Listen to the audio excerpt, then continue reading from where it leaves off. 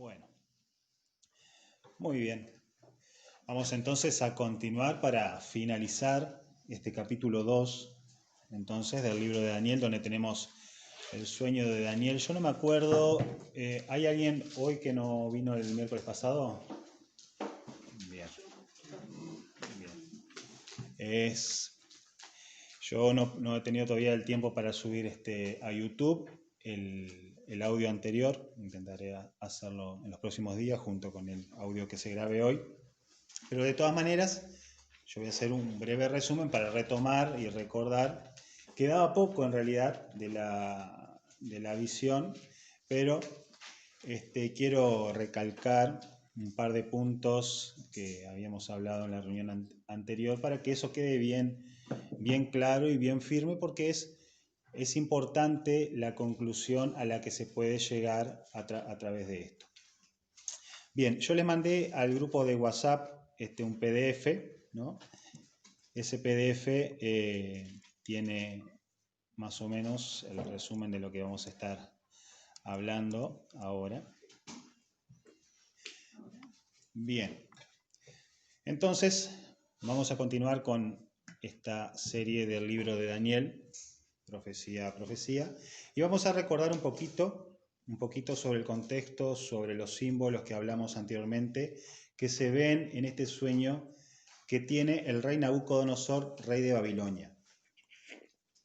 Primero vamos a recordar un poquito del contexto en el cual se dan todas estas cosas, porque el contexto es algo fundamental, no solo para entender el texto que que estamos estudiando, sino para entender el sentido, el espíritu, la mentalidad, de acuerdo, de quienes recibieron primeramente esto, porque estas escrituras, aunque nosotros por el testimonio bíblico sabemos que son dirigidas a nosotros y son nuestra herencia espiritual de parte de Dios, también es cierto y muy importante que en su momento tuvieron unos destinatarios primarios, unos primeros destinatarios, y eso es muy importante entenderlo. Es como, por ejemplo, no sé, la carta a los Corintios. Los primeros destinatarios de esa carta son los hermanos que vivieron en el siglo I en la iglesia de Corinto. Lo mismo la carta de los Efesios que tenemos en el Nuevo Testamento. Los destinatarios primarios son aquellos a quienes la carta o el libro fue escrito primariamente. Y es importante entender eso. En la carta de los Corintios se hablan de muchos problemas de la iglesia de Corinto, que son problemas que tuvo la iglesia de Corinto, no la iglesia Fraternidad Cristiana.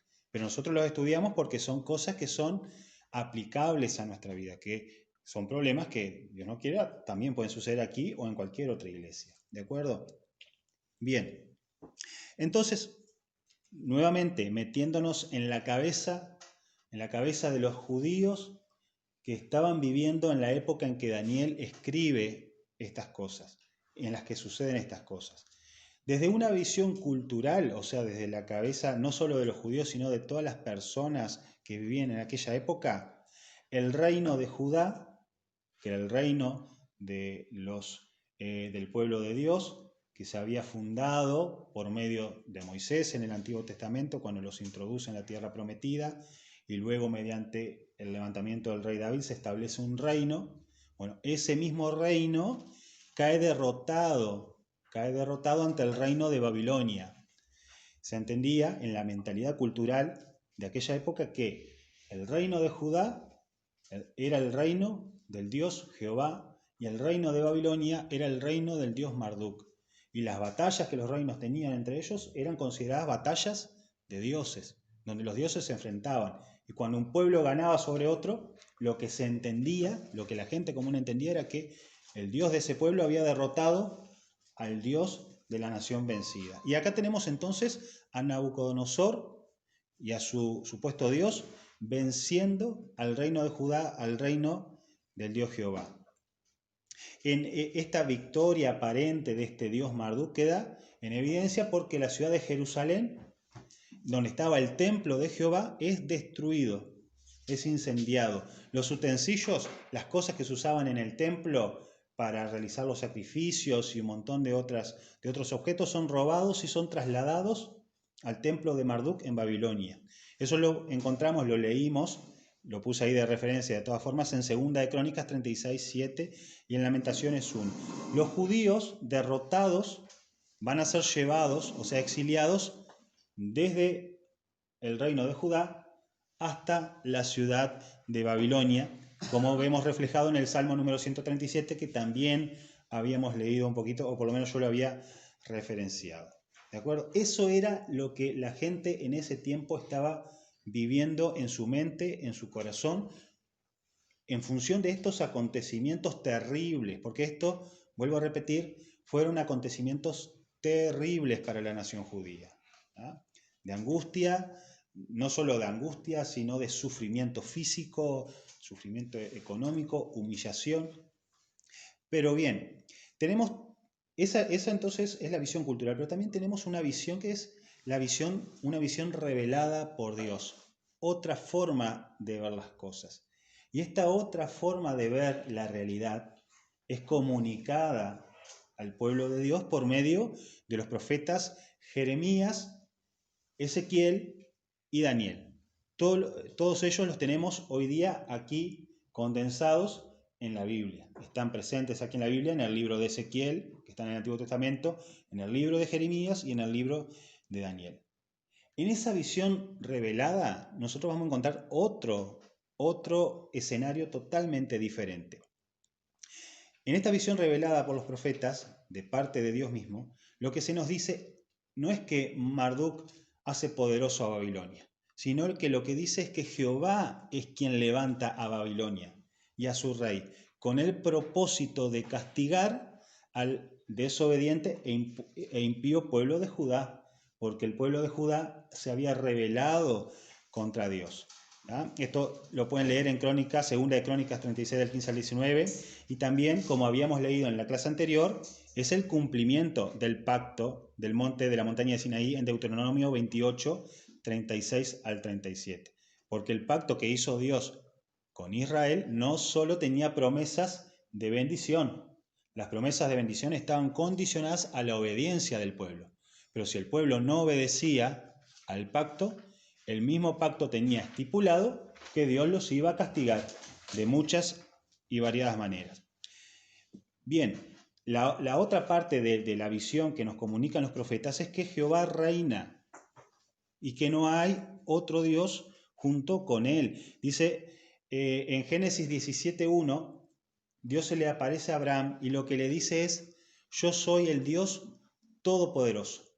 Él no se presenta como un Dios más, sino que se presenta como único y como todopoderoso. También los profetas nos van a decir que Nabucodonosor, el rey que destruye Jerusalén y el templo, es en realidad un siervo de Jehová. Eso si quieren lo buscamos porque no lo leímos en Jeremías 27:6. Fíjense lo que dice Jeremías 27:6.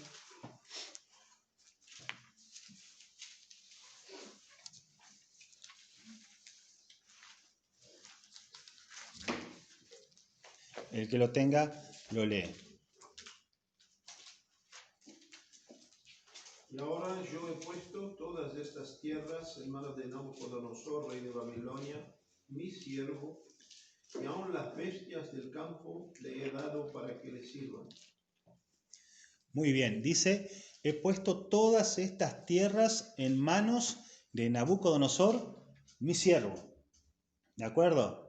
O sea, Dios pone a este rey pagano bajo su propia autoridad. Y esto es importante de tener en claro, mucho más hoy día que lamentablemente se reciben muchas enseñanzas. Nosotros sabemos que el mundo entero está bajo el maligno, pero por encima de todas las cosas está Dios mismo y nada escapa de su poder y nada escapa de su control. Aún este desastre que estaba viviendo la nación judía no escapaba del poder y de la administración de Jehová, siendo este mismo rey impío parte del propósito de Dios. Bien, sigamos. Entonces, la profecía no solo va a hacer eso, sino que tiene el propósito de mostrar al pueblo ese poder. ¿De acuerdo? Porque Dios sabe que es poderoso. Dios sabe que es poderoso. No necesita escribir un libro para saber que es poderoso. Pero sin embargo, nosotros que estamos aquí necesitamos que ese mensaje sea comunicado. Y para nosotros, en los tiempos en los que vivimos, nos parece una cosa re sencilla, re fácil. Nosotros tenemos la Biblia, hay iglesias por todos lados, hay pastores, hay predicadores que continuamente están enseñando. Pero en aquellos tiempos no había nada de esto. Realmente la voz del profeta era absolutamente necesaria, porque prácticamente no habían escrituras, no había prácticamente Biblia. Y los pocos textos que habían estaban en poder de los sacerdotes, de ciertas personas poderosas o ricas, pero la gente común y corriente no tenía acceso a esto. La voz del profeta que predicaba en diferentes lugares de la ciudad, en diferentes lugares del campo, de parte de Dios, era una voz importante, fundamental. Y en estos profetas vamos a encontrar este versículo, ¿no? Que yo les voy a leer, que está en... pero primero lean el que pueda encontrar rápido, Isaías 14:24. Y yo voy a leer el otro texto.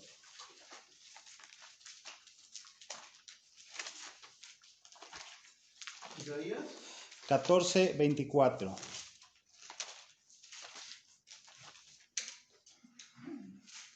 Jehová de los ejércitos juró diciendo: ciertamente será de la manera que lo he pensado y será confirmado como lo he determinado. Bien, este es el punto fundamental del mensaje de los profetas de Dios al pueblo de Dios, que lo que Dios se ha propuesto hacer, lo va a hacer y punto. ¿De acuerdo? Que no hay forma de escaparse del poder de Dios. Dice en Isaías 46, del 9 al 10, acordaos de las cosas pasadas, desde los tiempos antiguos, porque yo soy Dios y no hay otro Dios, y nada hay semejante a mí, que anuncio lo por venir desde el principio y desde la antigüedad lo que aún no era hecho, que digo, mi consejo permanecerá y haré todo lo que quiero. Eso es Isaías 46, 9 al 10. ¿Qué es lo que se nos dice acá? Que Dios conoce las cosas de antemano y que hace todo lo que Él determina hacer, porque como dijimos en la clase anterior, Dios no es un adivino. Dios conoce todas las cosas porque más allá de su poder, Él mismo es quien está llevando a cabo una obra. ¿Ah? La historia de la humanidad no es simplemente un rejunte de acontecimientos humanos, de la locura humana, sin sentido, sin ton ni son, sino que lo que la Biblia nos revela es que Dios se está manifestando en la historia de la humanidad. Que aunque parezca en un punto, en una cosa puntual, que es todo un desorden, que es un desastre, que nadie entiende nada, sin embargo hay un plan que en medio de todo eso, de una manera realmente misteriosa, se está llevando a cabo. Se está llevando a cabo. Que es lo que dice en este pasaje de Isaías, mi consejo, o sea, lo que Dios ha determinado, es lo que va a permanecer y no va a cambiar y va a ser todo lo que Él quiera.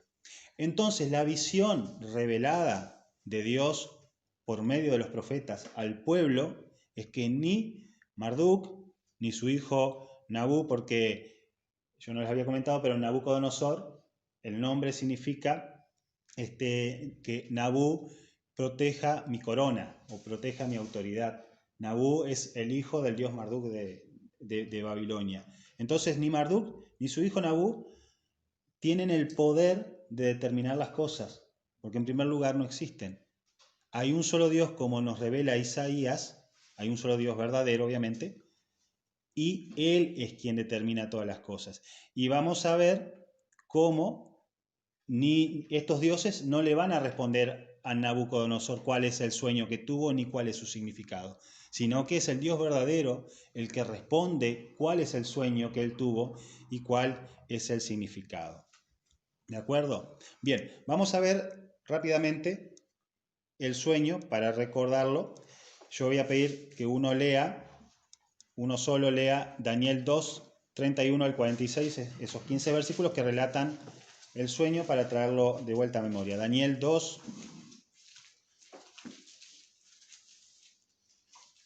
31 al 46. Esto que estábamos hablando entonces es prácticamente un resumen de lo que vimos la clase anterior. Tú, oh rey, veías y he aquí una gran imagen. Esta imagen, que era muy grande y cuya gloria era muy sublime, estaba en pie delante de ti y su aspecto era terrible. La cabeza de esta imagen era de oro fino, su pecho y sus brazos de plata, su vientre y sus muslos de bronce, sus piernas de hierro, sus pies en parte de hierro y en parte de barro cocido. Estaba mirando hasta que una piedra fue cortada, no con mano, e hirió la imagen en sus pies de hierro y de barro cocido y los desmenuzó. Entonces fueron desmenuzados también el hierro, el barro cocido, el bronce, la plata y el oro, y fueron como tamo de las eras del verano, y se lo llevó el viento sin que de ellos quedara rastro alguno. Mas la piedra que hirió la imagen fue hecha un gran monte que llenó toda la tierra. Este es el sueño, también la interpretación de él diremos en presencia del rey. Tú, oh rey, eres rey de reyes, porque el Dios del cielo te ha dado reino, poder, fuerza y majestad. Y donde quiera que habiten hijos de hombres, bestias del campo y aves del cielo, Él los ha entregado en tu mano y te ha dado el dominio sobre todo. Tú eres aquella cabeza de oro. Y después de ti se levantará otro reino inferior al tuyo, y luego un tercer reino de bronce, el cual dominará sobre toda la tierra. El cuarto reino será fuerte como hierro, y como el hierro desmenuza y rompe todas las cosas, desmenuzará y quebrantará todo. Y lo que viste de los pies y los dedos, en parte de barro cocido de alfarero y en parte de hierro, será un reino dividido. Mas habrá en él algo de la fuerza del hierro, así como viste hierro mezclado con barro cocido. Y por ser los dedos de los pies en parte de hierro y en parte de barro cocido, el reino será en parte fuerte y en parte frágil. Así como viste hierro mezclado con barro, se mezclarán por medio de alianzas humanas, pero no se unirán el uno con el otro, como hierro no se mezcla con el barro. Bien, hasta ahí había dicho 46. No, 46. ¿Sigo? Sí, hasta 46. Y en los días de estos reyes, el Dios del cielo levantará un reino que no será jamás destruido, ni será el reino dejado a otro pueblo. Desmenuzará y consumirá todos estos reinos, pero él permanecerá para siempre. De la manera que viste que del monte fue cortada una piedra, no con mano, la cual desmenuzó el hierro, el bronce, el barro, la plata y el oro. El gran Dios ha mostrado al rey lo que ha de acontecer en lo porvenir. Y el sueño es verdadero y fiel su interpretación. Entonces el rey Nabucodonosor se postró sobre su rostro y se humilló ante Daniel y mandó que le ofreciesen presentes e incienso. Bien. Antes de introducirnos al sueño, quiero recalcar el versículo 37 porque es parte de eso que venimos diciendo anteriormente. Hay una visión natural del hombre, de la cultura, de la sociedad sobre las cosas, pero hay una visión real que procede de Dios, ya que Dios es el único que conoce la realidad íntima de todas las cosas. Nosotros muchas veces somos engañados por la apariencia de las cosas, pero Dios ve las cosas tal cual son. Y ante esta realidad inventada por la cultura humana, ¿no?, en que Nabucodonosor se creía que él había sido capacitado por su Dios para hacer todas las cosas que hizo, encontramos en el versículo 37 que Daniel le dice al rey: tú, oh rey, eres rey de reyes, eso es cierto, rey de reyes, porque el Dios del cielo te ha dado reino, poder, fuerza y majestad. ¿Por qué? Porque el Dios del cielo, el Dios verdadero, es quien te ha dado este poder. Eso es una cosa clave de entender. Y en la Biblia, y justamente para eso está la profecía bíblica, y para eso está la escatología. Está para que nosotros aprendamos a pensar como Dios ve las cosas y no como se ven desde la forma natural. Nosotros estamos muy influenciados por la cultura, por la educación, por los medios, a ver la realidad con unos lentes específicos, pero no son siempre, diría que nunca son los lentes con los que Dios quiere que veamos las cosas. ¿De acuerdo? Bien, ahora sí. El sueño consta de elementos simbólicos, como habíamos visto en la clase anterior, ¿no? Los elementos simbólicos o simplemente símbolos son una estatua enorme de gran esplendor, terrible, que estaba compuesta de diferentes metales en la siguiente secuencia: cabeza de oro, pecho y brazos de plata, vientres de bronce, piernas de hierro, pies de hierro y barro cocido. Hay una piedra cortada en el sueño y una montaña que cubre toda la tierra. Y también hay ciertas acciones simbólicas, cosas que pasan, ¿no? Porque la visión no es una cosa estática, no es que Nabucodonosor simplemente queda viendo una estatua. Pasa algo en el sueño. ¿Y qué es lo que pasa en el sueño de este rey? Lo que pasa es que una piedra que es cortada golpea a la estatua en los pies de la misma.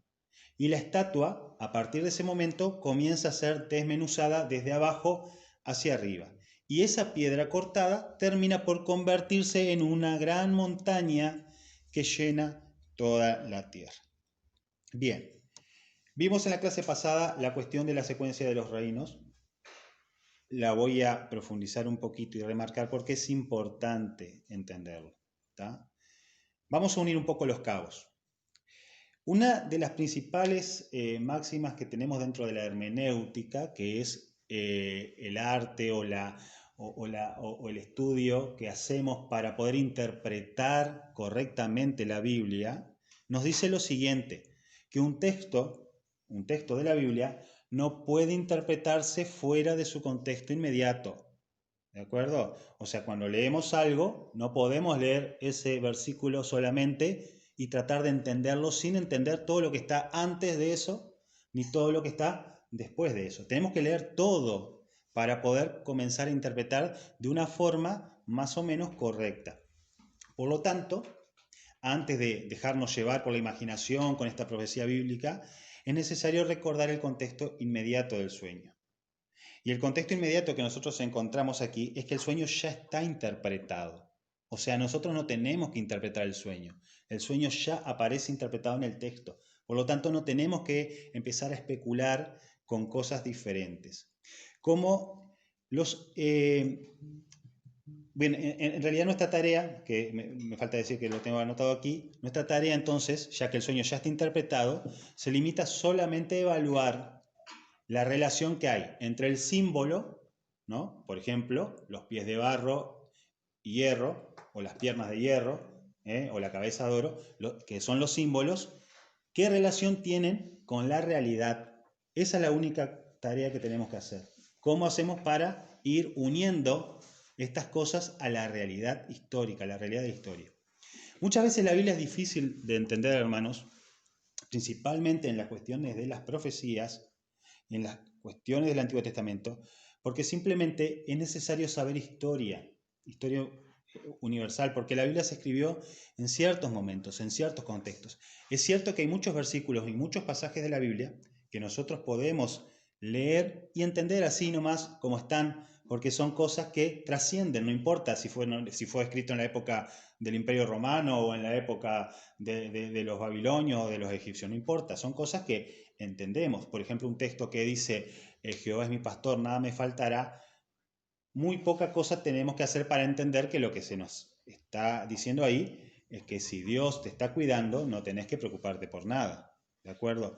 Pero hay muchos otros textos en la Biblia que debemos aprender historia, debemos conocer, no quizás a profundidad, porque no vamos a salir historiadores de aquí, obviamente, pero sí debemos conocer para poder entender de qué está hablando. Si no, siempre esos textos bíblicos para nosotros van a tener un candadito, que no nos van a permitir aprovechar ni sacar absolutamente nada. Y peor que eso, no nos van a permitir escuchar muchas veces a cualquier siervo de Dios que está hablando o hace referencia a estas cosas y no lo podemos comprender porque no sabemos nada de esto. Pero bueno, para eso estamos aquí justamente para poder aprender. Entonces, sí. Uno de los ejemplos más edificantes, leemos Isaías.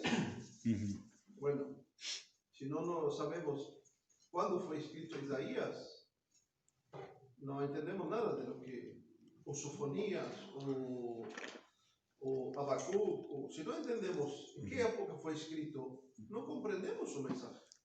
Seguramente vamos a cometer errores, pero si sabemos que Isaías fue escrito en la época del rey Usías, y vamos a Primera Reyes, a Segunda Reyes, a Crónicas, leer la historia del rey Usías, vamos a entender en qué cuadro más o menos Isaías estaba. Claro. Por eso empieza Isaías diciendo en qué reyes. Isaías fulano que estuvo en la época del rey Usías, Jotán, etcétera, etcétera. Y eso es muy importante llevarlo en cuenta para saber interpretar bien la Biblia. O mejor dicho, entenderla, porque si no, leemos Isaías y interpretamos literalmente y estaba refiriendo a un hecho histórico. Claro, eso es muy cierto. De hecho, salen errores muy groseros por causa de leer la Biblia como si Dios hubiese bajado a escribirla para mí personalmente. Y no es así. La Biblia tiene un mensaje relevante para todos nosotros, pero no podemos caer en el error que fue escrita para mí, de tal manera que hay gente que a veces abre la Biblia y pone el dedo sobre algún versículo y lo que lee ahí es para mí. No, así no se lee la Biblia, hermano. Puede pasar capaz un milagro, porque yo no le ato las manos a Dios, ni nadie puede, pero no es lo recomendable. Bien, entonces, como los hechos que está hablando Daniel, en su mayoría son futuros desde la perspectiva de Daniel, ¿no? Él no puede hacer referencia a una realidad histórica en el texto. Y voy a explicar qué quiero decir con esto. Y voy a aprovechar, ya que me dejaron un pizarrón acá, voy a hacer como que si fuera profesor, ¿no? Bueno. ¿Querés marcar? Yo tengo acá varios para ir probando. Cada uno anduvo. Bien. ¿Tá? Yo en los videos que le había marcado anteriormente, yo generalmente les ponía unos gráficos que están en YouTube para, dentro de todo, poner lo más claro posible. Pero lo que yo quiero decirles es esto. Daniel vivió unos 5 siglos antes de que Jesucristo apareció en la tierra y fuera crucificado. Y nosotros estamos viviendo aproximadamente unos 2000 años después que pasó esto y unos 2500 años después de Daniel, para que tengan una idea, ¿de acuerdo? Cuando Daniel habla con el rey Nabucodonosor, ¿no? Cuando Daniel habla, todas las cosas que le estaba hablando en el sueño son futuras para Daniel y Nabucodonosor, pero para nosotros son pasadas. Pero ahora vamos a ver cuál es el nudo de este problema del sueño de Nabucodonosor para entender por qué muchos cristianos se pelean. Vamos a tratar nosotros de no pelearnos, obviamente. Bien. Entonces, ahí en donde el documento que yo les pasé por WhatsApp, tienen una tabla, ¿no? Donde está referido cada uno de las partes de la estatua, ¿no? Y lo que es importante, lo que dije anteriormente, el sueño ya está interpretado. Entonces, la cabeza de oro de Daniel, de la estatua, ¿no? Oro, ya Daniel nos dice quién es. Es Nabucodonosor. Este es el rey Nabucodonosor. La palabra Nabu. Sí, es Nabu por las dudas. Nabucodonosor, ¿no? Él es la cabeza de oro. Entonces, ¿la cabeza de oro qué es? Es el símbolo del sueño. Y esto es la interpretación del símbolo, que al mismo tiempo es una realidad histórica, porque el rey Nabucodonosor es un personaje de la realidad que vivió en esa época. Bien. Ahora el problema viene con lo que tenemos después, porque tenemos la plata, que es el pecho y los brazos de la estatua. Daniel nos va a dar una interpretación también, pero como la plata está en el futuro para Daniel, él no nos va a poder decir quién es la plata, pero nos va a dar una interpretación, y esa interpretación está principalmente en el concepto de lo que encontramos en el versículo, creo que es 39, ¿no? Que dice, después de ti. Después de ti. Entonces sabemos que la plata viene después del rey Nabucodonosor, pero no es muy difícil de entenderlo desde el aspecto simbólico. ¿Por qué? Porque arriba está la cabeza y en secuencia viene la parte del cuerpo, ¿tá? Eso es una cosa de sentido común. Lo que se nos dice acerca de este reino es que es inferior, le dice Daniel, inferior al tuyo. O sea que el siguiente reino que se levanta es interpretado como inferior al reino de Nabucodonosor. Bien, ¿qué nos van a decir? ¿Qué nos van a decir los que saben de todo esto? Que este rey Nabucodonosor obviamente representa a Babilonia, que es un imperio que abarcó todo Medio Oriente. Y nos van a decir que en la historia universal, que el siguiente reino, como dijimos en la clase anterior, ¿cuál era? A ver si se acuerdan. El Medo Persa. El Medo Persa. Pero también en el libro de Daniel es registrado más adelante. Sí, después vamos a ir viendo cómo se va enganchando todo esto y van a ver que da una visión muy clara de un asunto que vamos a ver. Entonces sabemos que es el Medo Persa. Hubieron muchos imperios en ese tiempo, pero dicen que es el Medo Persa. Vamos a ver si hay motivo después para decir que es el Medo Persa. Bien, después está, ¿no?, esta parte que es de bronce, ¿no? Vamos a ponerle con pollerita, porque era de la antigüedad, no se confundan. Bronce, ¿no? ¿Y qué dice acerca del bronce? ¿Cuál dominará sobre toda la tierra? Hay una expresión, tercero, ¿no? O sea que indica que viene después. La característica es que va a dominar Sobre todo la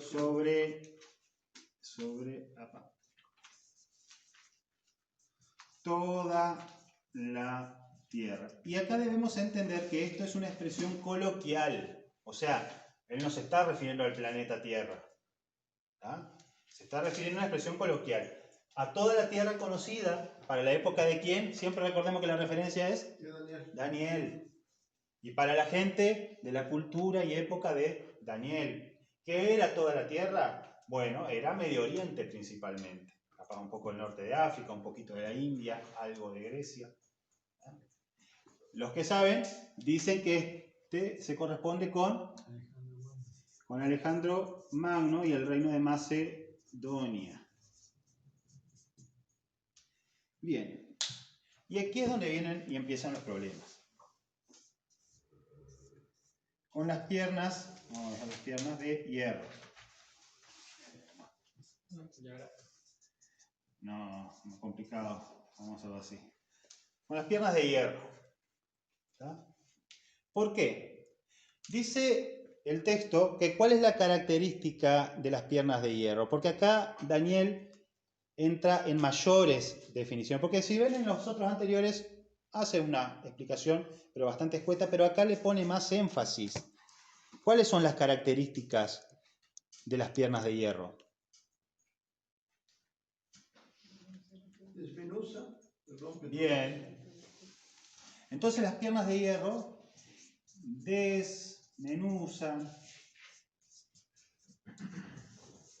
quiebran todo.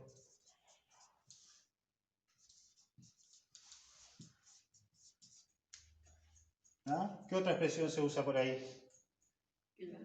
¿Ah? Quebrantará, bien, desmenuzará, como hace, porque lo pone a semejanza del hierro, que tiene la capacidad de romper otras cosas.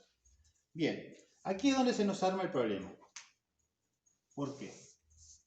La mayoría dicen que esto es Roma. Pero si nosotros nos ponemos a observar, vemos que hay una secuencia de reinos, hay una seguidilla. Ahora vamos a ver cuál es el factor o denominador común de esta seguidilla, de esta continuidad, porque habían muchos reinos, ¿eh? Habían reinos en la India, habían reinos en la China, imperios por acá, imperios por allá, pero ¿por qué estos en esta secuencia? Hay un factor común. Dicen que es Roma, pero vamos a ver un poquitito más antes de ver esto. Yo en el cuadro que les había armado aquí, en el PDF, les puse alternativa Imperio Romano, que es lo que puse ahí en el pizarrón, que son los romanos. ¿Tá? Los que creen que las piernas de hierro son el imperio romano son quienes van a afirmar después que los pies de hierro y barro van a ser los reinos bárbaros que surgieron después de que cayó el imperio romano en Europa, los reinos que dan origen a países como Francia, España, Italia, Alemania, Inglaterra, y de ahí se van a agarrar para decir que estos países son los que en un futuro van a formar los pies de barro y de hierro. ¿Tá? Y afirman que de ahí va a salir el futuro reino del anticristo. Eso es hasta donde extienden esta visión. Pero eso nos genera ciertos problemas. Por eso debemos hacernos, estas preguntas son fundamentales, ¿no? ¿Cómo resolvemos el problema del después de ti, que es dicho a Nabucodonosor? Como acabo de decir, existieron muchos reinos e imperios. ¿Cómo voy a decir cuál es cuál? ¿Cómo podemos concluir, por ejemplo, que el imperio medo-persa se corresponde con el pecho y brazos de plata y no es otro? ¿Cómo podemos identificar los otros reinos de la estatua? Esas son preguntas fundamentales, porque si no, no podemos entender esto. Entonces, para vincular la interpretación del sueño con la realidad de la historia es necesario encontrar un hilo conductor, algo que nos dé un marco que sea confiable para identificar, porque si no vamos a entrar en este desorden que ha caracterizado la escatología durante los últimos 300 años por vivir especulando y tratando de entender, estar inventando prácticamente cosas. Bien. ¿Cómo vamos a lograr eso? ¿Vamos a forzar el texto? ¿Vamos a forzar el texto para lograr que concuerde con nuestras expectativas? Porque, ¿cuál es nuestra expectativa? Porque el que lee esto rápidamente, ¿qué piensa acerca de la piedra que fue cortada y que se transforma en un monte grande? Como cristianos, ¿qué es lo primero que se nos viene a la cabeza sin necesidad de saber mucho de escatología? Jesús. Es que es Jesús.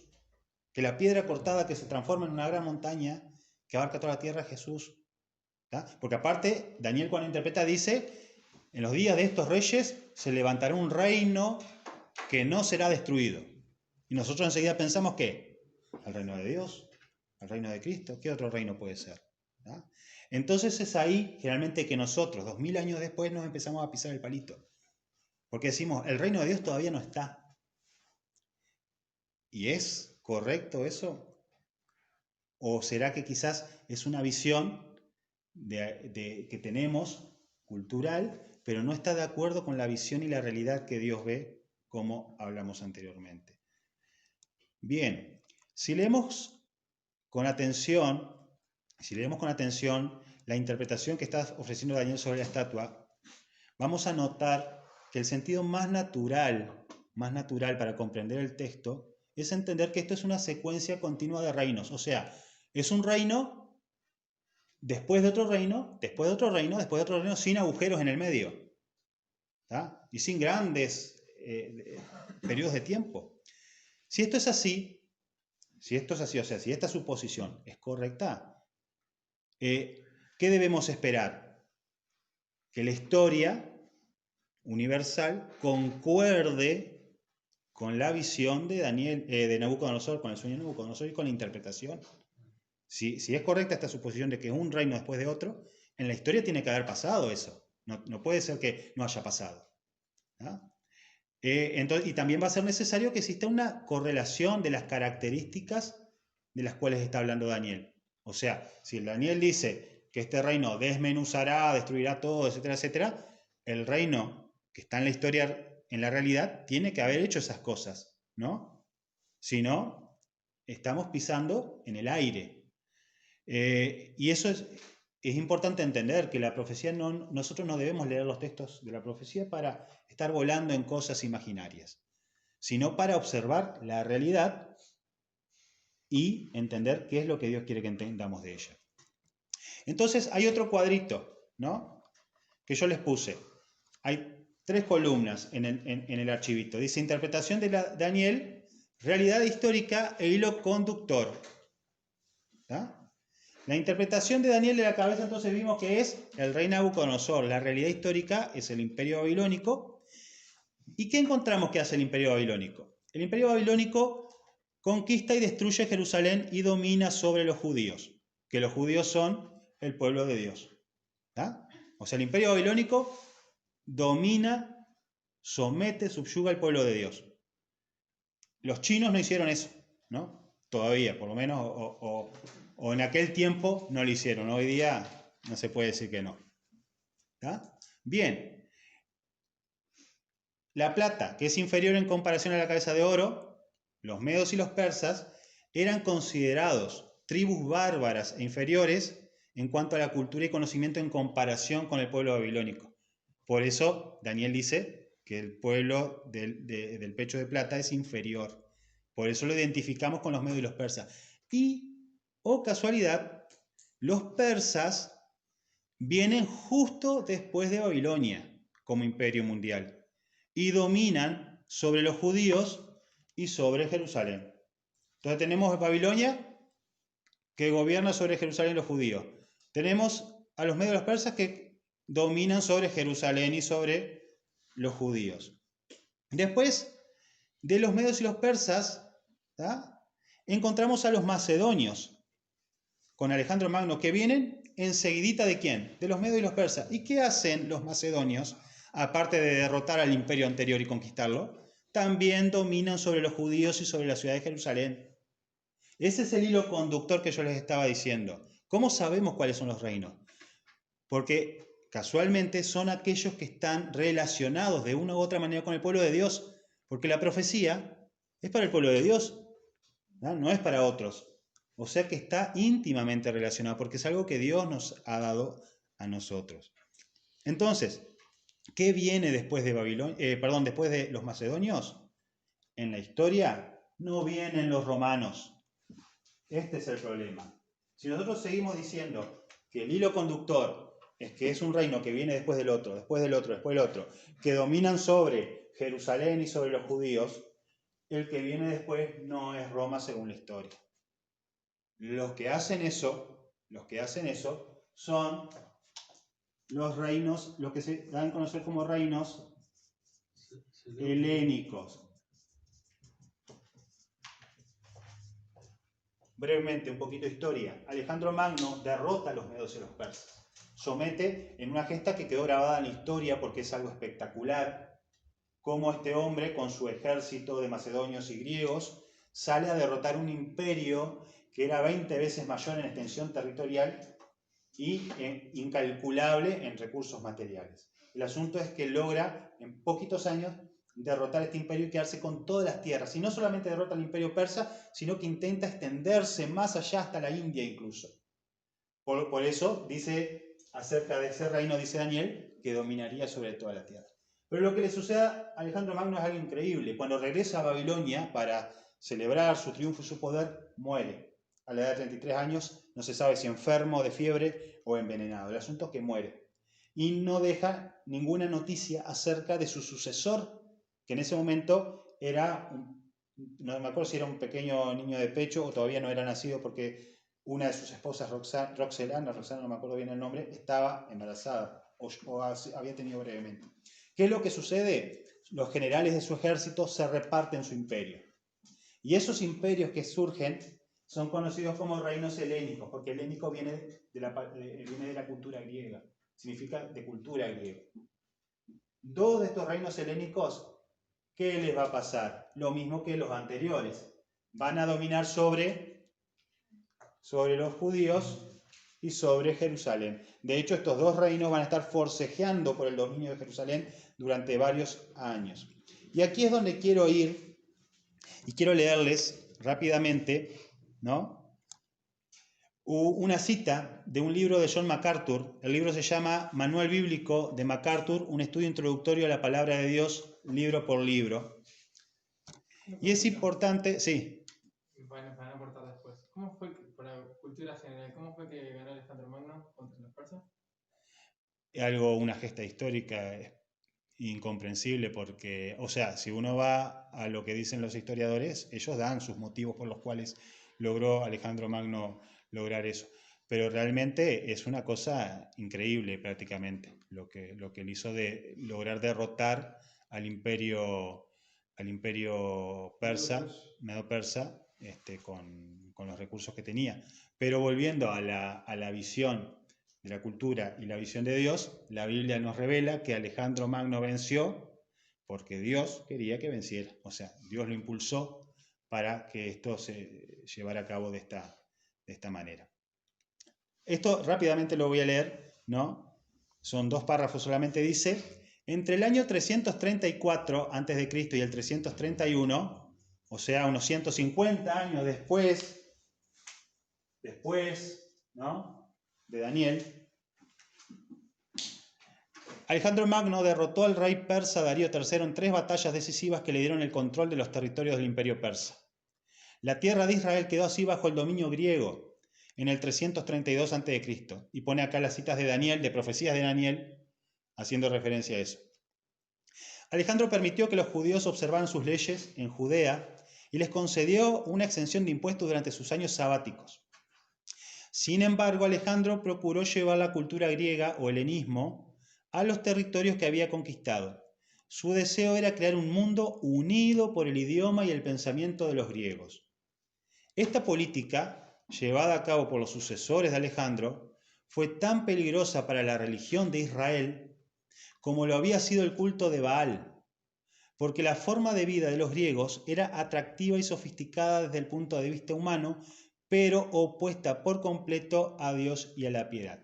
Lo que está diciendo acá es: cuando Alejandro conquistó el imperio persa, permitió a los judíos que siguieran practicando su fe. ¿De acuerdo? ¿Recuerdan en el libro de Esdras y Nehemías cómo ellos lograron reedificar el templo para ofrecer sacrificios y reconstruir la ciudad de Jerusalén?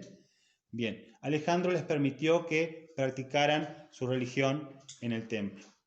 Pero lo que quería hacer Alejandro era que todo el mundo se volviera griego, de pensamiento griego, de cultura griega.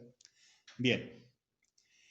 En el 198 a.C., ¿no?, estamos hablando como 100 años después de esto que les acabo de decir, cuando ya no existía Macedonia como imperio, sino que estaban los reinos helénicos, Antíoco III el Grande derrotó a Ptolomeo V Epífanes y le arrebató el control de Palestina, o sea, el control del territorio de Judá. Dice: Judea quedó bajo el dominio seleucida hasta el 143 a.C. La tolerancia inicial de los seleucidas hacia las prácticas religiosas de los judíos llegó a su fin en el reino de Antíoco IV Epífanes. Antíoco, y escuchen esto, profanó y saqueó el templo de Jerusalén en el 170 a.C. En el 167 a.C. Antíoco ordenó la helenización de Palestina y prohibió a los judíos guardar sus leyes, observar el día de reposo, mantener sus fiestas, ofrecer sacrificios y circuncidar a sus hijos.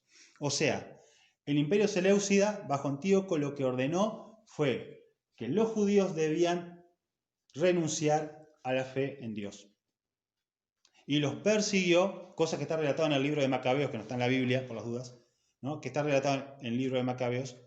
Los persiguió, los desmenuzó, los quebró, les hizo la vida imposible durante muchos años. Y creo que si seguimos la secuencia nos vamos a dar cuenta que es este imperio el que calza con las piernas de hierro, que desmenuza y destruye todas las cosas. ¿Verdad? Por otra parte, los romanos tuvieron una política mucho más tolerante con la religión judía. De hecho, les permitieron construir el templo en el que entra Jesús, que dice: no quedará piedra sobre piedra que no sea destruida del templo. El templo que construyó el rey Herodes, bajo el permiso de los romanos. O sea, los romanos no tenían problema con la religión del pueblo judío, ni con la ley de Moisés. Hagan como a ustedes les parezca. Pero sin embargo, los seleucidas no, querían convertir a todos a la religión y a la cultura griega helénica. Y eso es importante, hermanos. ¿Saben por qué? Porque esto pasó y sucedió en el pasado.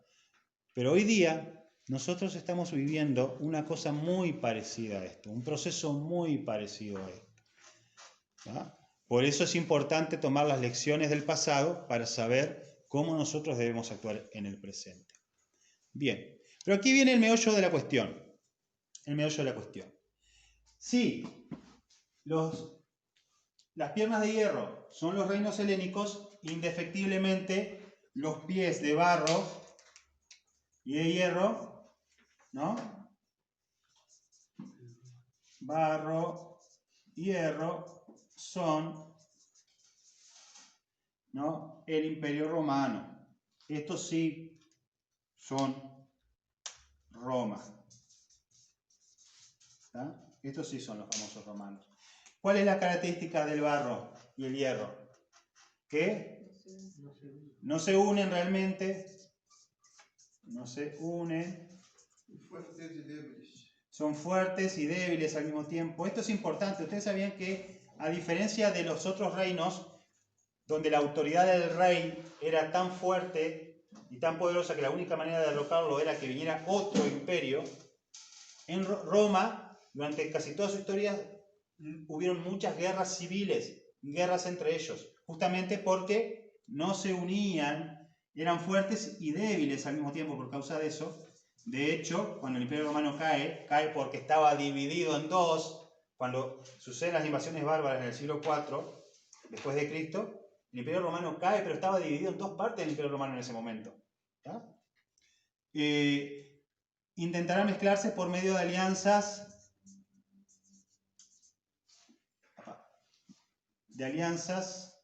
humanas, a diferencia del gobierno de estos reinos, donde el poder venía, ¿no?, del rey. En Roma el poder venía de las alianzas de las familias de la ciudad de Roma. Es el inicio de lo que nosotros conocemos como república. De hecho, la palabra república tiene su origen allí. Ojo, no democracia, república. Tiene su origen allí, ¿de acuerdo? Donde en principio no habían reyes, sino que se elegían a los gobernantes. Se elegían a los gobernantes, ¿de acuerdo? Entonces se gobernaban por medio de esas alianzas entre ellos. Y esa descripción que encontramos en el libro de Daniel coincide mucho, mucho mejor con la realidad histórica, como dijimos, que pensar que Roma es las piernas de hierro y que los pies de hierro y barro son alguna realidad futura que no sabemos cuándo se va a comenzar, ¿no? Como yo decía en broma en la clase pasada, si los pies de hierro todavía no aparecieron, los pies de hierro y barro no aparecieron todavía, entonces esta estatua realmente tiene unas piernas muy largas, ¿tá? Bien. Vamos a ver entonces. Dice, en los días de estos reyes, ¿cuáles reyes está hablando? Los reyes que van a aparecer acá.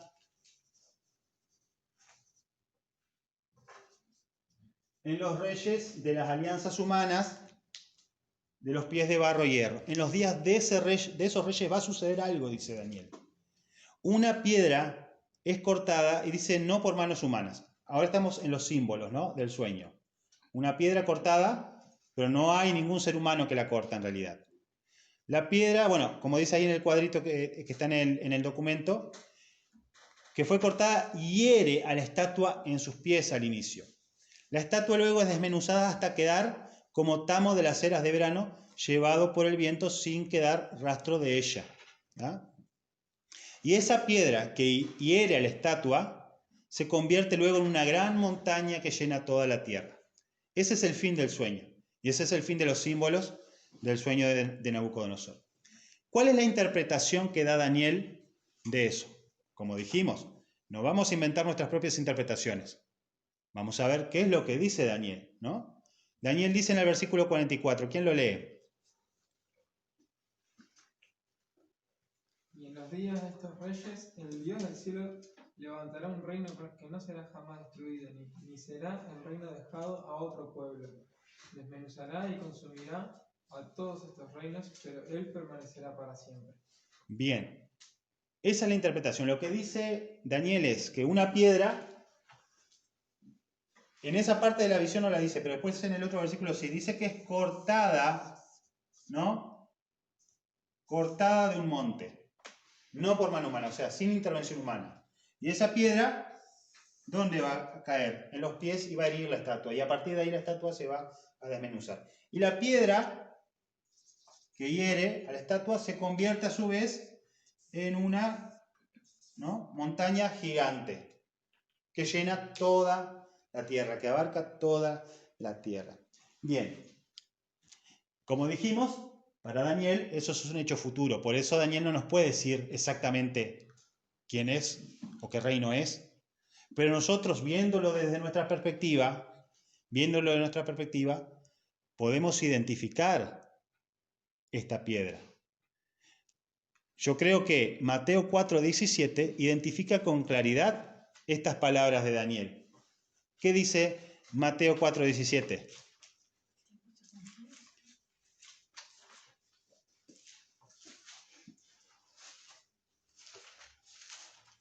Desde entonces comenzó Jesús a predicar y a decir: arrepentíos, porque el reino de los cielos se ha acercado.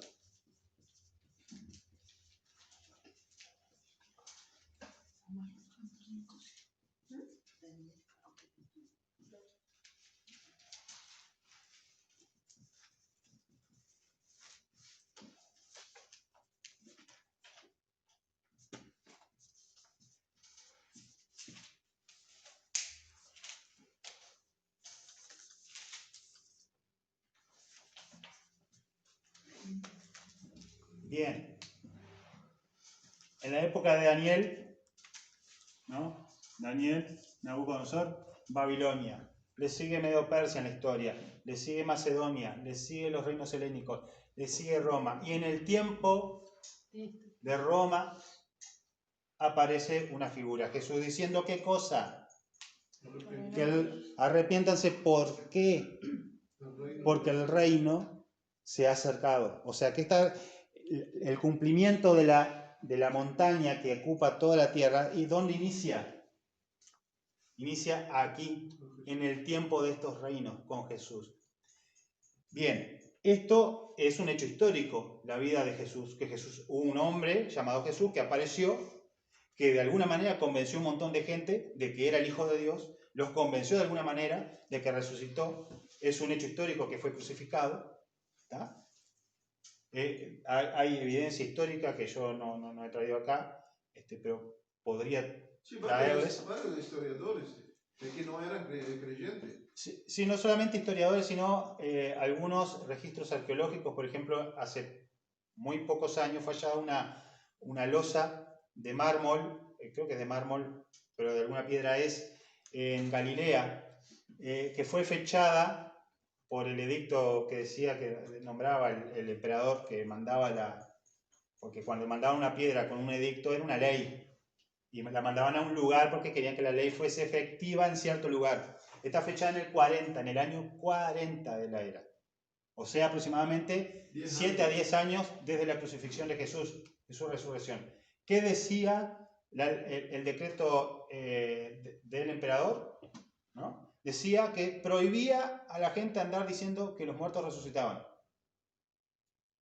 Eso significa que efectivamente algo, ¿no? Hablando desde el punto de vista natural e histórico, que algo sucedió en Judea en esa época que hizo que la gente empezara a hablar de que uno o muchos habían resucitado. Llegó a oídos del emperador. Recuerden que Judea era una provincia apartada del Imperio Romano, ¿no? El último orejón del tarro, ¿no? Y sin embargo, esto llega a oídos del emperador, que el hombre, para apaciguar las aguas, manda un edicto diciendo, no quiero, quiero que se callen, dejen de hablar de esto. Eso es una evidencia material de que efectivamente algo estaba sucediendo en Judea en la misma época que sabemos que Jesucristo fue crucificado y que resucitó. ¿tá? Había evidentemente un movimiento social que dejó una evidencia material como es ese edicto. Después yo les voy a traer bien la referencia porque ahora no me acuerdo bien dónde es. Bien, la estatua, hermanos, hace polvo. Dice, estamos de las eras de verano, porque es una expresión extraña para nosotros, ¿no? Se lo traigo en la traducción de la Biblia al día. Dice, la estatua se hizo polvo luego que la piedra la golpea, como el que vuela en el verano cuando se trilla el trigo. El viento barrió con la estatua y no quedó ni rastro de ella. ¿Está? Bien, la conclusión obvia de todo el sueño es que en el tiempo de los reyes del quinto reino, o sea del último, los pies de hierro y barro, se levantaría un reino eterno. No solamente esto, sino que el levantamiento de este reino sería la causa de la caída de la estatua y su destrucción. ¿no? Eso es lo que nosotros tenemos en la profecía. los hechos históricos, y desde mi humilde punto de vista, para mí coinciden. ¿Ah? Lo que hace más asombroso esto es que Daniel lo escribió, como vimos, 5 siglos antes de que sucedieran todas estas cosas. La única manera de que una persona pudiese cometer fraude con algo así era que hubiese vivido, por lo menos en la época del Imperio Romano. Pero se sabe que el libro de Daniel estaba, gracias a los descubrimientos de las cuevas de Qumran, que el libro de Daniel existía por lo menos 200 años antes de Cristo, por lo menos. ¿Ah? Porque eso es evidencia material. ¿Ah? La evidencia textual nos indica que fue escrito en esa época, 5 siglos antes. Pero la evidencia material que tenemos, por lo menos 200 años antes de Cristo. ¿Cómo una persona 200 años antes de Cristo pudo haber anunciado todo esto? Ya es bastante difícil de por sí, o que haya cometido algún tipo de fraude. Bien, veamos ahora evidencia bíblica rápidamente no contextual. O sea, nosotros hemos llegado a estas conclusiones simplemente analizando el texto, los símbolos que tiene, la interpretación que hace el mismo Daniel y la historia. ¿Está? La historia. Dice Yana. Vamos a ver ahora la evidencia no contextual. Una piedra que es cortada de un monte, que es lo que vemos en el versículo 45. En la Biblia, los montes, cuando nosotros escuchamos la Biblia, monte no es el monte ¿cómo es? Contra el río de arbolitos bajos. No, eso no es monte en la Biblia. En la Biblia monte es montaña o cerro muy alto o cuchilla o cordillera. Eso es un monte en la Biblia, ¿de acuerdo? Entonces los montes en la Biblia son símbolos, simbolizan reinos o países, porque la geografía de esa región de Medio Oriente que se llama Levante es una zona montañosa, ¿no? Como nuestro hermano George nos puede confirmar, porque el Líbano es un país montañoso. ¿Да? Entonces generalmente los reinos, las ciudades-estado de aquellas épocas se establecían arriba de las montañas. Entonces un reino se correspondía generalmente con una montaña o un conjunto de montañas, ¿no? Y eso se forma un simbolismo en la Biblia. Entonces cuando en la Biblia a veces se habla de monte, se está hablando de un reino, ¿no? Tenemos referencia en la Biblia cuando se habla, por ejemplo, del monte de Seir, que está haciendo referencia al reino de Edom, que era un reino que existía en los tiempos bíblicos. El monte de Efraín. ¿Cuántas veces han leído en la Biblia el monte de Efraín? ¿De qué está hablando? Está hablando del reino de Israel. Está hablando de las montañas, las cuchillas sobre las que estaba el reino de Israel. ¿De acuerdo? Entonces, cuando decimos una piedra cortada de un monte, evidentemente es que esa piedra no viene desde el cielo, viene de un reino, de un monte simplemente referido. Podemos inferir que quizás ese monte se está haciendo referencia al monte del reino de Judá, porque la piedra, nuestro Señor Jesucristo, sale del reino de Judá, ¿tá? Sale de la tribu de Judá. Bien, recuerdo, les vuelvo a recordar, esto es evidencia no contextual, no es parte del contexto. Yo estoy conectando estas cosas, ¿por qué? Porque considero que la Biblia es un libro unitario, de un solo autor, una sola mente y un solo espíritu que la produjo. ¿Tá? Por eso. ¿Tá? Si no, no podría hacer estas inferencias. Bien. ¿Cómo yo puedo decir que esa piedra es Cristo? Pues bien, en la Biblia, una roca o una piedra es utilizada como comparación de Dios o del mismo Cristo. Por ejemplo, ¿no? En Salmo 78:35 dice: y se acordaban de que Dios era su refugio y el Dios Altísimo su Redentor. Y acá me faltó un pedacito del versículo, a ver si alguien me lo ayuda, porque tampoco la memoria me da para tanto. 78:35. Pero no, y después tiene 36. Sí, pero le lisonjeaban con su boca y con su lengua le metían. Si era ese, capaz pude tener una equivocación ahí. 78:35 dice: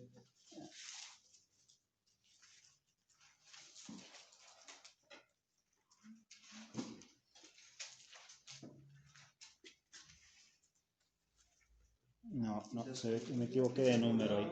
¿Qué dice el versículo? ¿Te acordás? Que se acordaban de que Dios era su roca. Pero igual, tenemos otros de todas maneras. En 2 de Samuel 23:3, ¿quién se anima a buscarlo y leerlo? ¿no?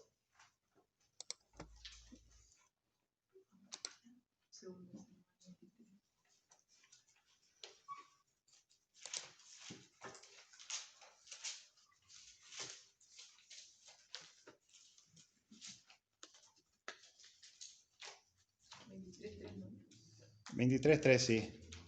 Dice, el Dios de Israel ha dicho, me habló la roca de Israel, habrá un justo que gobierne entre los hombres, que gobierne en el temor de Dios. Bien, justamente aquí una profecía, ¿no? ¿Y qué es lo que dice esta profecía? Dice, el Dios de Israel ha dicho, me habló la roca de Israel. O sea que Dios simbólicamente es comparado a una roca. El mismo Cristo es comparado a una piedra. En Hechos 4:11, cuando dice, este Jesús es la piedra reprobada por vosotros los edificadores, la cual ha venido a ser cabeza del ángulo. O sea, que pensar que esa piedra cortada desde el monte es Jesucristo, desde el punto de vista bíblico, no es disparatado. Desde el punto de vista simbólico, es coherente. ¿Ya? Bien, ahora mucho más interesante es la expresión cortar. Porque en la Biblia la expresión cortar muchas veces hace referencia a separar del pueblo. Separar como una maldición por medio de la ejecución pública. O sea, cortar es matar o ejecutar a una persona públicamente en vergüenza por algún crimen que cometió. Éxodo 12:19 dice, por ejemplo, en la ley, por 7 días no se hallará levadura en vuestras casas. Está hablando acerca de una fiesta no mandada. Porque cualquiera que comiere leudado, así extranjero como natural del país, dice, será cortado de la congregación de Israel. ¿Por qué? Porque hizo un pecado. Cortado. Eso significa separado. Pero ¿cómo sabemos que no es simplemente separado, sino que es separado para ejecución? Tenemos el texto de Éxodo 31:14 que dice, así que guardaréis el día de reposo porque santo es a vosotros. El que lo profanare, de cierto, morirá, ¿no? El que lo profanare, dice, morirá. Porque cualquiera que hiciere obra alguna en él, aquella persona será cortada, o sea, eso es sinónimo de ¿qué? De morirá. Esa persona será cortada de en medio de su pueblo. ¿Tá? O sea que la piedra cortada, inmediatamente, desde el punto de vista simbólico, nos remite a esa expresión de cortar. Es una piedra que en la acción simbólica de cortar nos está remitiendo al hecho de la muerte vergonzosa, de la muerte por ejecución, de la muerte de un criminal que inevitablemente nos retrotrae a la muerte de Cristo ejecutado como un criminal, ejecutado en vergüenza y en debilidad, porque es así, ¿entienden? La estatua es barrida por el viento, ¿no? Esa expresión viento en la Biblia también es símbolo del Espíritu de Dios. Símbolo del Espíritu. Observen que lo que borra a la estatua es el viento, que se la lleva como si fuese polvo. Bien, Habacuc 2:14 dice que la tierra prometida, la tierra sería llena de ¿qué? Del conocimiento de la gloria de Jehová, como las aguas cubren el mar. O sea que en los tiempos de la antigüedad, cuando nadie conocía a Dios, cuando estos imperios parecían imbatibles y que sus dioses eran eternos, lo que sucede es lo que se anuncia aquí en Habacuc, y lo que se ve en la profecía de Daniel también, que la tierra iba a ser llena del conocimiento de la gloria de Jehová, no del conocimiento de estos dioses ni estos reinos. Habacuc 2:14. 2:14. ¿No es una profecía ya cumplida para vos o en el futuro se va a No, esto es lo que justamente ha acontecido.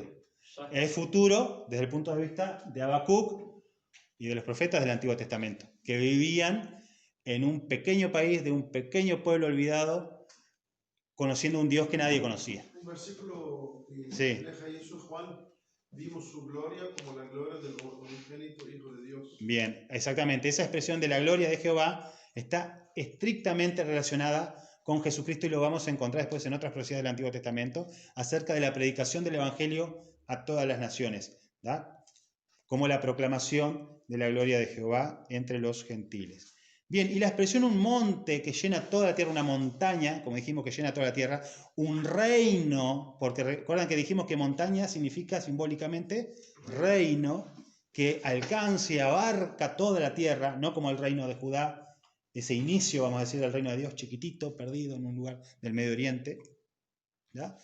Dice acerca de eso, por ejemplo, Miqueas 4:1, acontecerá en los postreros tiempos, fíjense, que el monte de la casa de Jehová será establecido por cabecera de montes y más alto que los collados, y correrán en los pueblos. Si nosotros hiciéramos una interpretación literal, ¿no?, como hablábamos en los videos anteriores, ¿qué deberíamos entender acerca de esto? Que en el futuro la montaña de la casa de Jehová, o sea, la montaña donde estaba el templo, iba a ser establecido por cabecera de monte y iba a quedar más alto que todas las montañas. O sea que iba a crecer la montaña, literalmente, si entendemos literalmente este texto. Pero evidentemente este texto no puede ser entendido literalmente, sino debe ser entendido alegóricamente. Si dijimos que monte es reino, ¿qué está diciendo acerca del monte de la casa de Jehová? ¿Y quién es la casa de Jehová? El monte de la casa de Jehová es el reino de la iglesia, es el reino de los hijos de Dios, porque la casa de Dios también no está haciendo referencia, hablando de términos escatológicos, no está haciendo referencia a un edificio físico, está haciendo referencia a nosotros. Entonces el monte de la casa de Jehová será establecido por cabecera de montes y más alto. ¿Y qué va a pasar? Y correrán a él los pueblos. Lo que estaba anunciando es que los pueblos iban a venir a la iglesia, cosa que de hecho ha acontecido a lo largo de la historia, ¿ya? Pero que en aquellos tiempos era inimaginado. Entonces esa pequeña piedra que es Jesucristo, que es el inicio del reino, que no tendrá fin y que no tiene destrucción, ni que va a ser dejado a otro pueblo diferente, iba a crecer, a hacerse enorme, más grande que cualquier imperio conocido y por conocer. El mismo Jesús lo dice, ¿no?, en Mateo 13:31, 32, en la parábola del grano de mostaza. Cuando él dice, el reino de los cielos, este reino imperecedero, se parece al grano de mostaza que un hombre tomó y sembró en su campo, el cual, dice a la verdad, es la más pequeña de todas las semillas. Pero cuando ha crecido, es la mayor de las hortalizas y se hace árbol, de tal manera que las aves del cielo vienen y hacen nidos en sus ramas. Lo que estaba anunciando Cristo es, lo que aquí está empezando por mi persona, mi única persona, que encima, sabiendo que él iba a morir, él dice, ¿no?, si el grano de trigo no cae a tierra y muere, no da fruto, ¿no?, estaba haciendo una semblanza de lo que iba a suceder. Él es el inicio del reino imperecedero. Jesús es el inicio del reino de Dios, del cual todos nosotros colgamos como frutos de este árbol.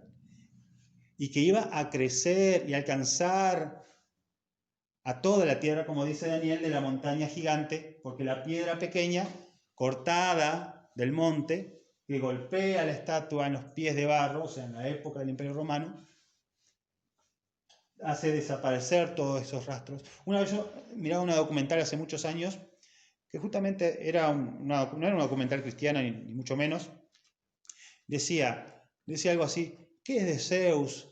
¿Qué es de Amón? ¿No? Un dios egipcio. Dice, todos estos dioses se han quedado en el olvido, decía algo así. Sin embargo, el Dios de los hebreos ha prevalecido. ¿Ah? Conclusión de una documental que trataba sobre la historia de los dioses de la antigüedad y todo eso. Una conclusión impactante, porque es más o menos lo que nos enseñan las Escrituras. Que todas estas cosas, esta mentalidad iba a quedar en el olvido.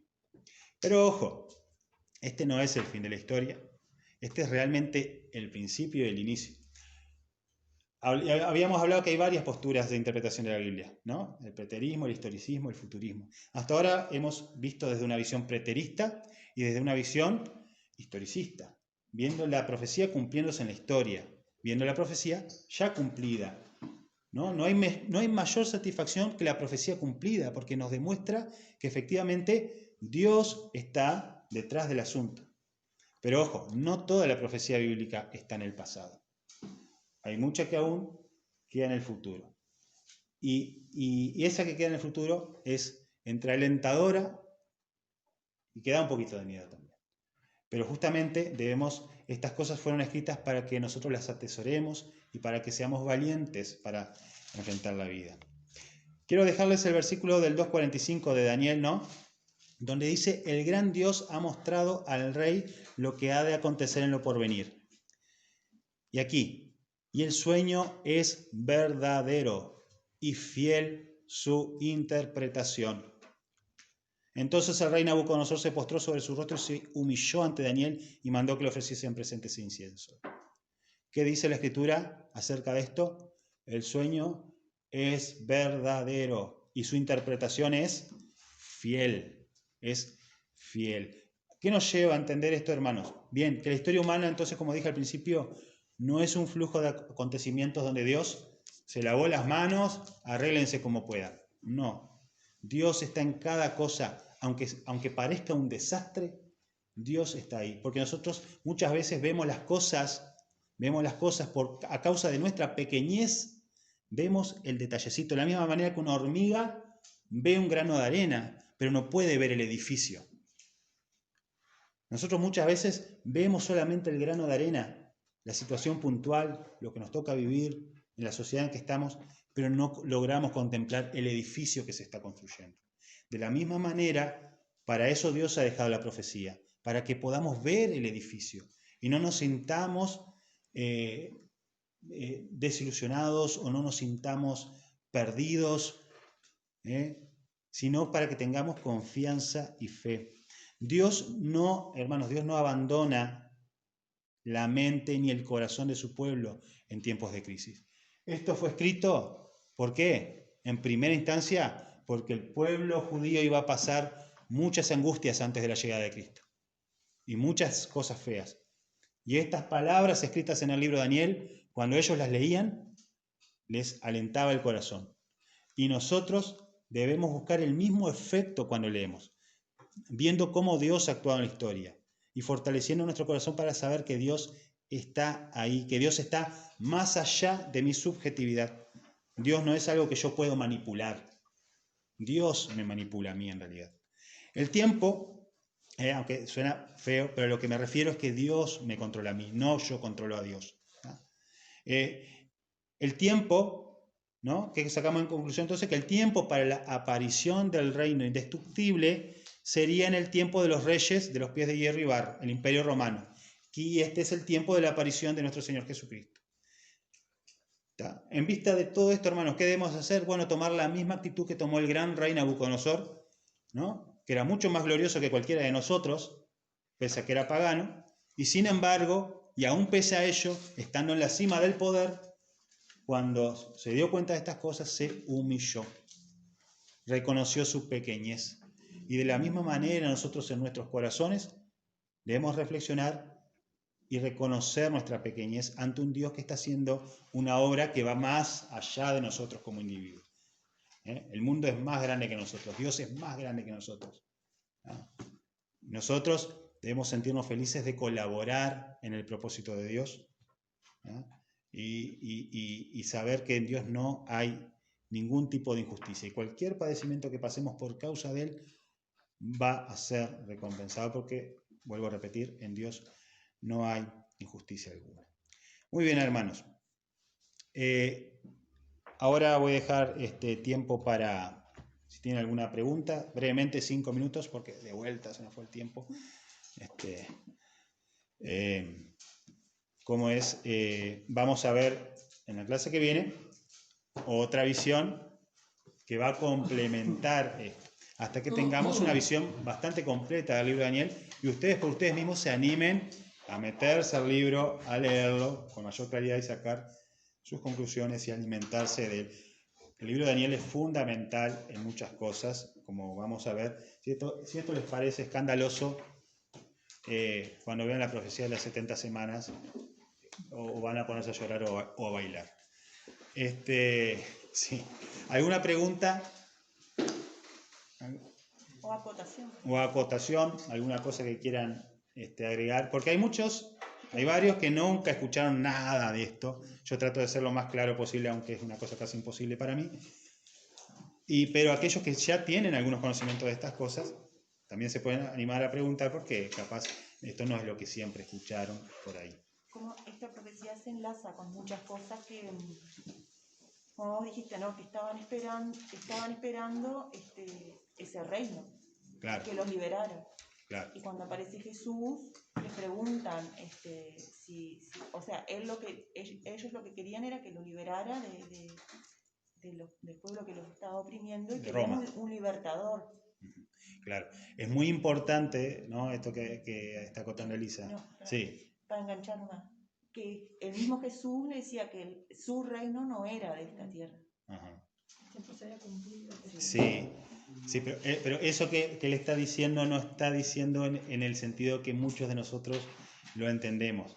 Él está diciendo no que el reino de él pertenece a otra dimensión. Significa que el reino de él no es en este momento, no se manifiesta. No es comparable a los reinos comunes y corrientes. Sí, y que no pertenecía a ese momento específico de la historia. Él dice, si el momento de mi reino fuese ahora, mis seguidores pelearían para que yo no fuese entregado. ¿Tá? Pero eso es otro tema. Lo importante de lo que vos decías, me parece a mí, de acotar, es que nos ayuda a comprender la mentalidad de las personas que rodeaban a Jesús. ¿De qué estaban esperando? Cuando veamos las profecías de las 70 semanas, van a entender por qué los judíos pensaban como pensaban. ¿Tá? Y cuál era la expectativa, ¿no? Cuando dice, por ejemplo, en el Evangelio que todos se preguntaban si Juan era, ¿no?, el Mesías. Porque todos estaban conscientes de esto y de las otras profecías y sabían que ese era el tiempo, por eso estaban esperando, por eso tenían expectativa. No era que a los judíos les dio, no sé, la loca y todos empezaron a creer que en ese tiempo, justo en ese tiempo, iba a aparecer el Mesías. Había una expectativa mesiánica, había un fervor especial en esa época, porque justamente era la época de la coincidencia de todas estas cosas. Como vamos a ver, y va a explicar muchas de las cosas que sucedieron también en la vida de Jesús y de los discípulos en los primeros tiempos de la iglesia. Y lo del rey Herodes. Y sí. Claro, nunca lo imaginaron que vendría como él vino. Claro, para ellos fue... Tenía una visión totalmente naturalista, claro, terrenal, de que iba a venir con poder y gloria. claro. Y nunca imaginaron que iba a venir